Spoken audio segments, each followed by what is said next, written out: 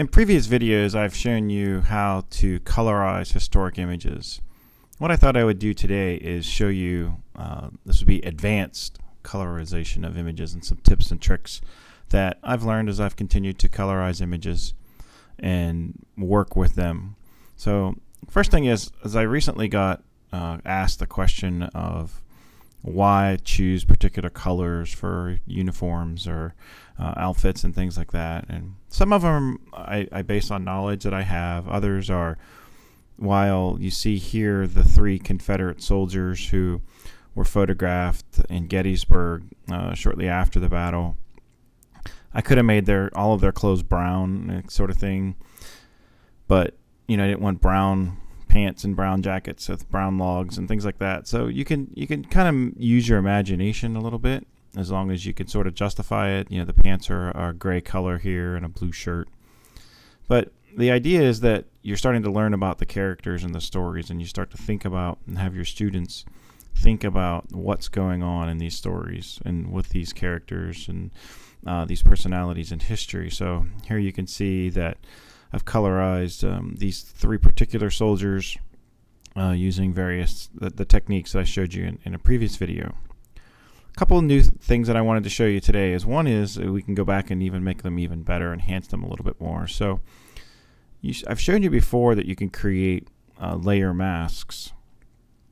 But one of the things that you can do is to see where you've colored in is to look at your layer mask. So I'm going to check out the black layer a little bit here. So if I come over here and click on my layer that says black, and then if I right click and I do show layer mask, and now you can see all of the areas that I have colored out or erased out of the picture with that particular layer. Now if I click on my magnifying glass and then I zoom in, I can see that I have some holes here in my picture. Now I used different styles of eraser, and I'm going to talk about that in a little bit. But in here I used a solid eraser, and what I want to do is go back and clean up some of these areas. So if I'm on my black layer, come over here and I click my eraser tool, and under my tool options I'm going to go with a solid one, or you can pick one of the ones with the softer edges depending on what you want. I'm going to bring my size down a little bit,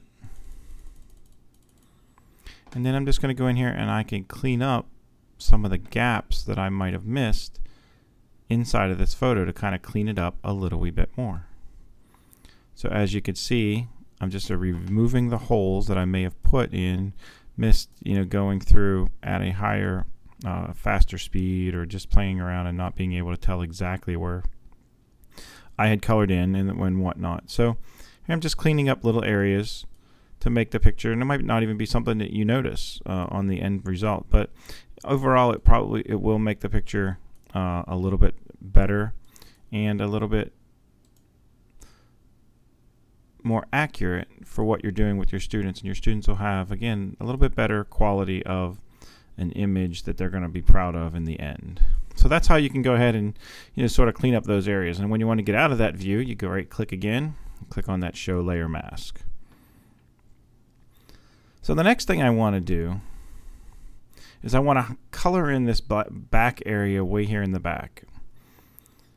And you can see that I've added some trees. If I grab my magnifying glass and I zoom out here a minute, you can see that I have some trees that I've colored in. I've made the stems brown, but I want to get into this grass area out here and do some different things as I continue to work on this photo. So I'm going to come up here to the top, and then I'm going to insert a new layer. So I've already selected, and I'll select my color green that I want to use, and I'll go to layer, and I'm going to add a new layer.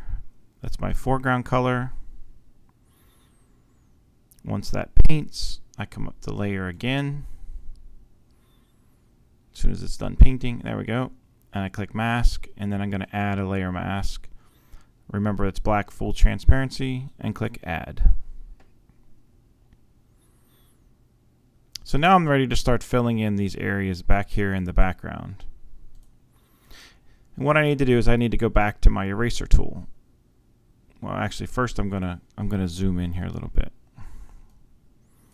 All right, now I'm going to grab my eraser tool and I'm going to look at the options for it. I forgot a step. Remember to go over here under your mode under the drop down and make sure you select overlay. I forgot that step. Okay, so now that I've selected overlay, I have my eraser selected. I'm going to come over here and I'm going to select my tool. So I'm going to just start with this one here and see what that looks like. So if I take that tool and I just take a little area, doesn't really matter, and then I'm going to zoom out and see what that looks like. That's a little darker than what I'd like it to be. So alright, so I don't necessarily like that, so I'm going to do a quick Control Z and log out of that one. I'm going to grab my eraser again and I'm going to click on the brush, and you can see that I have all these different options here on how I can erase. So I'm going to pick one of the ones that's not as dense as the others, and then the next thing that I can do is I can change the opacity, and the opacity is how dark it is. So if I want to, I can actually lower this down to say 75. Now if I come in here and start erasing, you can see it's much lighter, and it's giving me a little bit of texture because it's not filling in all of the area in the background. So now if I take this and I zoom out, you can see that it looks like grass and it's not nearly as dark as the trees are here. So I'll zoom back in and do a little bit more. I'm going to make the size of my a little bit bigger here so I can cover a little bit bigger area. Come down along here. And I can color in all this area back along the ridge back here. And even as I start to get to the trees, you can see that this color is much lighter than the trees that are closer, giving it that sense of depth. So I can just kind of scooch around here in this area. I can come down along and down along the bottom. I can also come down here. I'm going to select my dark brown. I can drop my opacity a little bit more. Then I can actually add some brown in here, and it makes it look like there's some dirt and the area is not completely green, and that some of the grass might be dying, or perhaps it was trampled.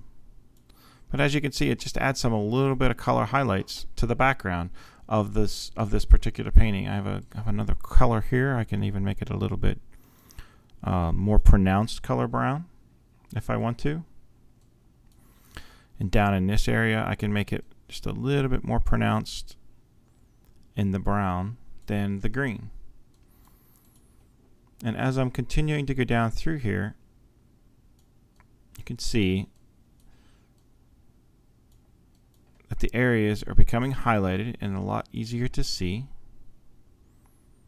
So now if I grab my magnifying glass and I zoom out, you can see that now I've got green grass growing back here in the background, got some browns that you can see, and it makes the image really come to life. So I can do this area over here if I'd like, just to show you one more example.